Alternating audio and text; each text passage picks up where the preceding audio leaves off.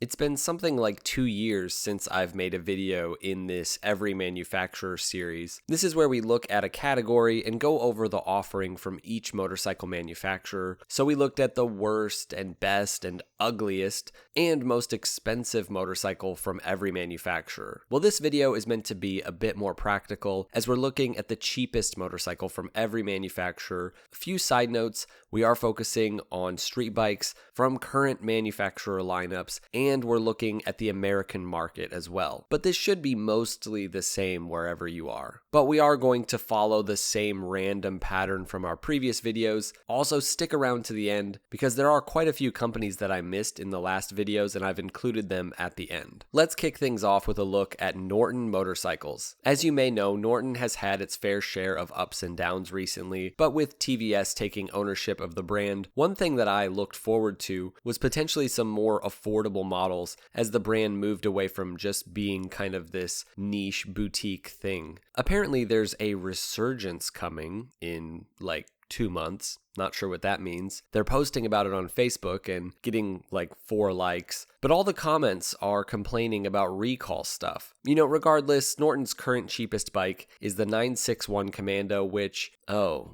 my, more recall information. This is not confidence inspiring. Anyways, the Commando, when it is available, has an MSRP of 16,999 pounds or roughly 23K in US dollars. Now, I've talked about this before, but these bikes are just not really competitive with Triumph's more sporty retro offerings, even with the Thruxton not being available anymore. And Triumphs are expensive, so this is a bit ridiculous. Not looking great for Norton, honestly. It did look pretty hopeful, the state-of-the-art manufacturing facility, the massive investment from TVS, but we just haven't seen the fruits of any of it in terms of actual new models. For quite a long time, BMW's G310 series has been the most affordable model from the brand, and that's still the case.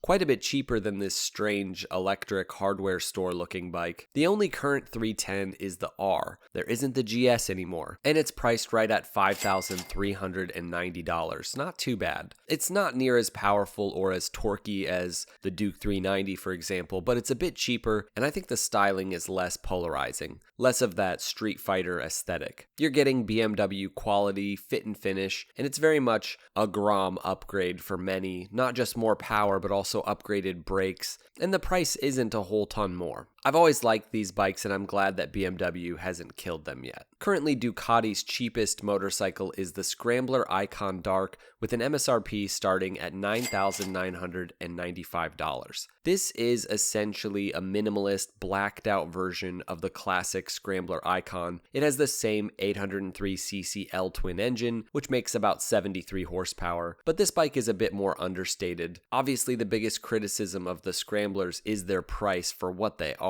Most consider them kind of just heavy entry-level bikes, and they're well over 10K out the door, so it's kind of a tough sell. I think in many ways you're paying for that Ducati badge, but the overall experience and quality isn't at the same level. So I think if you're wanting this kind of bike from Ducati, then that's cool. But if you're just wanting a Ducati, I would spend a bit more and just get like a V2 Panigale or maybe a Monster. So I think it just doesn't function so much as an entry level into the brand. I think it's another retro bike offering that happens to be a Ducati and happens to be pretty expensive. For Honda, man, this one's going to be tough to beat. As much as the Grom and Dax and Super Cub are all cheap at around 4K, the Navi wins at $1,999 MSRP. Crazy. Now, I know some of you might not consider the Navi a motorcycle, maybe more of a scooter. It does have an automatic gearbox, but so do other Honda motorcycles. To me, this isn't really what makes a motorcycle. I think the intention for the Navi is that,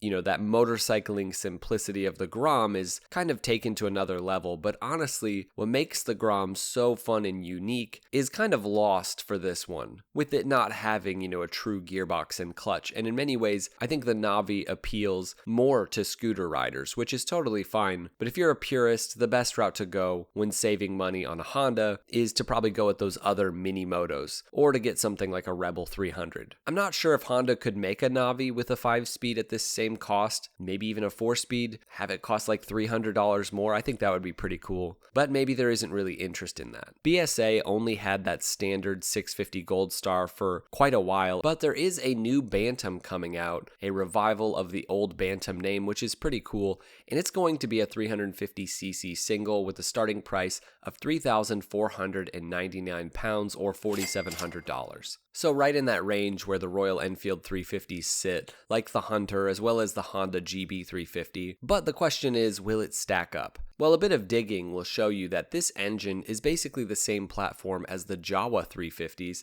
not surprising as BSA and Jawa are owned by the same company. The numbers are all the same for this engine, and somewhat surprisingly, the Jawa beats the Hunter and GB350 in terms of horsepower. The simple fact is, this is the peppiest 350 in this class, so I think really this is a smart move for BSA, and I would love to see this come to America to compete with the likes of the classic 350. And honestly, I can get more behind this bike and its styling than the Gold Star. I think it looks pretty sweet. The Suzuki with the lowest price tag is the current GSX 250R, which will cost you $5,149. I'll be honest, this one is a bit strange for today's small sport bike market. On paper, it looks like a baby GSXR, but under the plastics, it's basically a calm, approachable commuter with a 248cc parallel twin that makes like 24 horsepower. It's comfortable, it has friendly manners, it's good on fuel, but it's also heavier, slower, and quite a bit less aggressive than some of its rivals like the Ninja 400 or R3. So if you want a forgiving first sport bike and you want that Suzuki styling and also reliability, I think it's fine. But if you're looking for, performance, the GSX 250R probably isn't the way to go. I doubt they sell a lot of these, honestly, and I'm surprised Suzuki doesn't have a real competitor to bikes like the Ninja 400. Next up, we have Moto Guzzi and the V7 Stone, which is the cheapest model, starting at $9,690. I'll be honest, I'm a huge fan of Moto Guzzi for no real tangible reason in particular. It might just be that I'm amazed that this company even still exists, and that they've stuck to their roots and heritage, making quirky, characterful, unreliable motorcycles. Seriously though, $10K is a lot of money, and in this heritage-styled retro bike market, especially when you go beyond just the smaller retro nakeds into the proper bigger heritage bikes, it doesn't always make a lot of sense on paper. But with this bike, you get something truly unique. This is like the deep cut bike, like driving an S2000 instead of a Miata or wearing a Longines instead of a Rolex. No other engine is going to give you the same kind of experience. This is that amazing longitudinally mounted V-twin. More than anything else though, it's the styling. This bike and really all the V7s go back right to their origins in the 60s. It's just such a sweet look. So if you want something different, I do think this is the way to go in the retro bike market.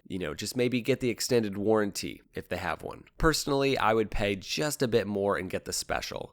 Interestingly enough, for Yamaha, the V-Star 250 actually beats out the MT-03 and R3 for price. It'll run you $4,799. And come on, what other mini cruiser looks this good? And if you say a Rebel 300, you are a fool. I love this bike. I love that it still exists. Air-cooled, tiny V-twin. It sounds incredible. I love that it's not just another liquid-cooled single from, a different platform dressed up to look like a cruiser. This bike is the replacement for the Virago 250, so its origins really go back to the 80s, and they've kept that styling. You guys probably know there's just something special about light, small displacement bikes and cruisers in general, but there aren't many of these that really look and feel like true cruisers anymore. Again, because they haven't kept the classic engine and frame format. Small cruisers were really popular in the 90s, but most of them have gotten bigger and most of the character has kind of been updated out of them. The fact that Harley, in all of their attempts to make smaller, more affordable bikes, the fact that they've never figured out how to just make this bike kind of boggles my mind. The V-Star 250 is in many ways the perfect beginner bike, but man, anybody can have fun on this kind of motorcycle. So props to Yamaha. Of any of the brands that could have ditched this kind of motorcycle, it's Yamaha, but for some reason they haven't, which I think is pretty cool. Speaking of Harley, let's look at their most affordable bike, which is the Nightster, starting at $9,999. On paper, this isn't bad at all. Of course, these liquid-cooled Sportster-esque bikes from Harley are lighter, they're more agile than the older air-cooled Sportsters, sharper handling, more tech, but there's no getting around the fact that it's a departure from the traditional Harley feel, from the thing that made Harley Harley. That iconic low-end thump has been traded for revs, which is fine. Again, though, I can't help but feel like this is kind of a miss for Harley to discontinue all of their Evo Sportsters. If Yamaha can make one single random air-cooled tiny V-twin, if Kawasaki can make the W800 and sell like 10 of them a year, why couldn't Harley have stayed at least somewhat to their roots with an affordable air-cooled, rumbly, loud V-twin? I know that sales were in decline for their more affordable air-cooled V-twins, and yes, cheaper bikes have never been their bread and butter, but for me, it goes beyond the numbers. It's the company's identity and the simple fact that most people who want to get in on a Harley have to start with a used, older Sportster. And, who cares if that's their introduction to the brand? Who cares if it costs them like $2,000 on Marketplace? They'll still buy a t-shirt and maybe one day buy a full dresser when they have some money. To me, bikes like the 48 lead nicely to their bigger cruisers. These bikes don't really so much. So to me, you've got to keep making those bikes so that you have those entry-level bikes into the brand. Whereas these performance bikes, I don't know what the future is for these kinds of riders. I guess it's to just keep these bikes. Also, stylistically, how can you make a Harley with an ugly engine? The engine is supposed to be the centerpiece,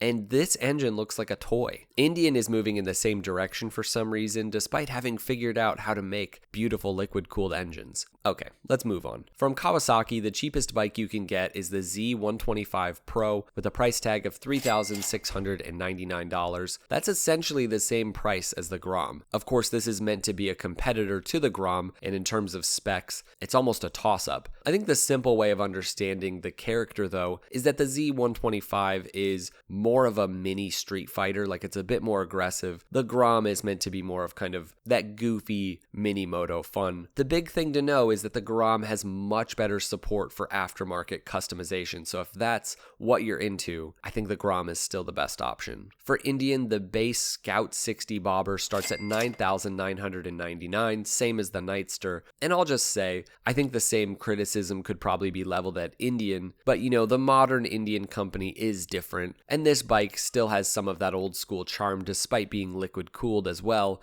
But like I said, ditching a much better looking engine for this new liquid cooled platform, I don't know, I get why they did it, but I also think it's kind of sad because that was the best looking liquid cooled engine on the market and it's not even close. All of that stuff aside, this update is better in almost every way. There's more power, better cooling, updated electronics, and stuff that Scout fans wanted for the most part. So $10K still is not bad for what you're getting. Aprilia's most affordable motorcycle is the Tuono 457, priced at $6,599. The Tuono is, of course, Aprilia's Street Fighter line, and the 457 is the brand's new entry into the small displacement naked segment, taking the sporty RS 457 and basically stripping it down. It's powered by a nice, lively 457cc parallel twin that makes just under 48 horsepower. This bike has a proper aluminum frame, which is pretty unique in this class, and that gives it confidence-inspiring handling. It's lighter, more agile than most of its rivals, but it's also got premium touches like a TFT dash, ride modes, adjustable suspension. The price is really on the higher side for a beginner-friendly bike, but you're getting genuine Italian style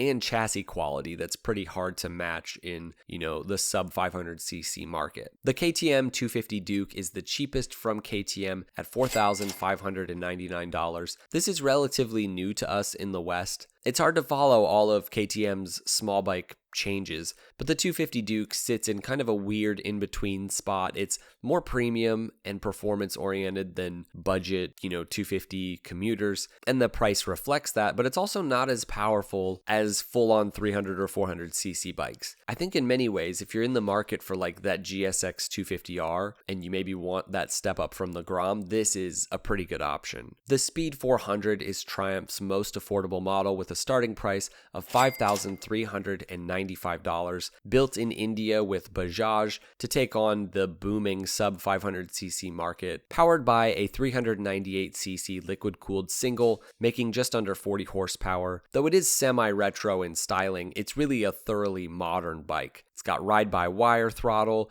switchable traction control, ABS, upside-down forks. In its class, it really lands right in the sweet spot. I think for many, it's more refined and better equipped than budget singles like the Honda CB300R, or of course, Royal Enfield's 350s. But it's lighter, more approachable than twin-cylinder rivals like the MT-03 or the KTM 390 Duke. I think for many riders looking to get a smaller beginner bike that's still fun but has that more premium feel, and of course, the Triumph badge, and that nice fit and finish, I think these bikes are pretty cool. Despite being probably the most sensible option out of all of Royal Enfield's 350 retros, the Hunter 350 is the cheapest with a starting price of $4,299.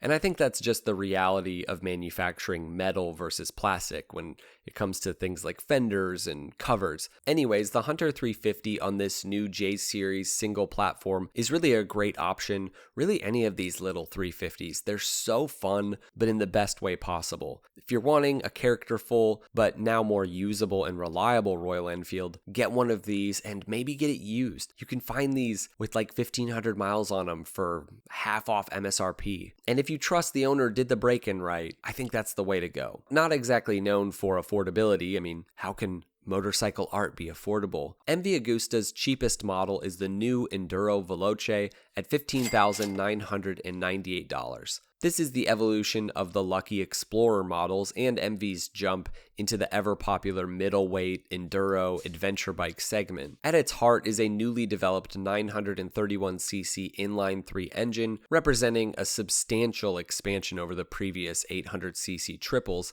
This power plant delivers 124 horsepower at 10,000 RPM, and the big thing is the torque and where the torque is delivered. 85% of the torque is available as low as 3,000 RPM. The idea is that this is a 3-cylinder engine that is intentionally more usable over those really peaky, revvy, sporty triples from MV. Now, this may not be my cup of tea. I'm not sure if this is the route I would go if I was in this segment. Even if I really needed something Italian, I still would probably go with the Aprilia Tuono, but these are cool bikes. Zero's cheapest motorcycle is the FX Dual Sport with a rather eye-watering price tag of $12,495. It has an 85 mile per hour top speed and advertised 102 mile range, but I think 60 to 80 miles is more realistic. Yeah, I'm not sure what to say. If you want a proper Zero street bike with over, a 100-mile range realistically, you're looking at over $15,000. But what about the Livewire? How does it compete with Zero in terms of affordability and specs? Well, the S2 Alpinista is your cheapest option. It's got a price tag of $15,999, a 120-mile range, so,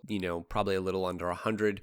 And it kind of looks like an electric Suzuki TU250, but will a TU250 go 0 to 60 in 3 seconds? Nope. But it will run for more than 90 miles before needing to sit and charge for over an hour. I just imagine picking this bike up over even like a Yamaha V-Star 250. This is 3 times the price. I'm sorry, but I just don't see how electric is at all the future for motorcycles. It just doesn't seem like it is. And if Livewire sales aren't proof of that, I'm not sure what is. All right, enough about electric bikes. Let's look at Husqvarna, and the Svartpillen and Vitpillen 401 both cost $5,899. Of course, these are essentially KTM 390 Dukes in different clothes, with also some tweaks to the geometry and the ergonomics. The key difference, though, is the styling, which is no small matter. I mean, I think these bikes look great, and KTM styling isn't necessarily for me. Interestingly enough, the price now is almost exactly the same as the other KTMs, whereas